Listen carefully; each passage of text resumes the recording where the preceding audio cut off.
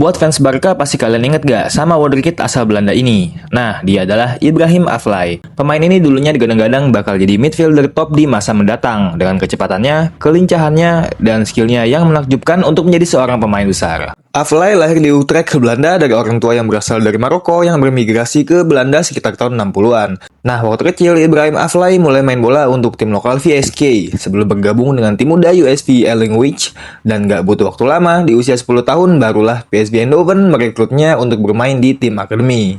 Saat menginjak usia 17 tahun, Afellay berhasil melakoni debutnya untuk tim nasional Belanda dan menghabiskan waktu 6 tahun di tim utama PSV Eindhoven dengan mencetak 38 gol dari 217 laga di seluruh kompetisi. Lebih dari itu, Afellay juga sukses memenangkan 4 gelar liga secara beruntun antara tahun 2004 hingga 2008. Karena prestasi itu, ia berhasil dinobatkan sebagai Dutch Football Talent of the Year di tahun 2007. Nah, singkat cerita, musim dingin 2011, Ibrahim Afellay nggak memperpanjang kontraknya di PSV dan lebih milih gabung ke Barcelona. Dan kemudian barulah cerita kelam itu dimulai. Awal kedatangan Ibrahim Afellay di musim 2010-2011, ia mampu bermain sebanyak 28 pertandingan dengan 2 gol dan 1 assist di semua kompetisi. Tapi di awal musim 2011-2012, ia disambut cedera hamstring serta nggak ikut Barca untuk tur pramusim. Sialnya lagi, habis sembuh dari hamstring, hanya jeda beberapa pertandingan, Afellay pun harus menepi lagi karena cedera ACL.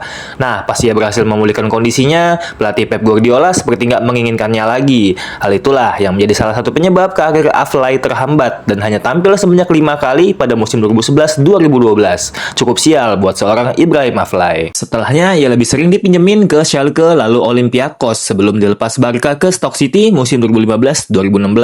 Awal musim di Stoke City sih, Afellay berhasil bermain penuh di tahun pertamanya. Sebelum akhirnya masalah cedera yang datang bertubi membuatnya hanya bermain 19 kali untuk klub di semua kompetisi pada musim 2016-2017, 2017-2018, dan 2018-2019. Dan terakhir, PSV menampung Afellay kembali di musim 2019-2020 dan cuma main 4 pertandingan serta pensiun di sana. Afellay adalah bukti kalau bakat besar aja nggak cukup tanpa konsistensi dan mentalitas yang kuat.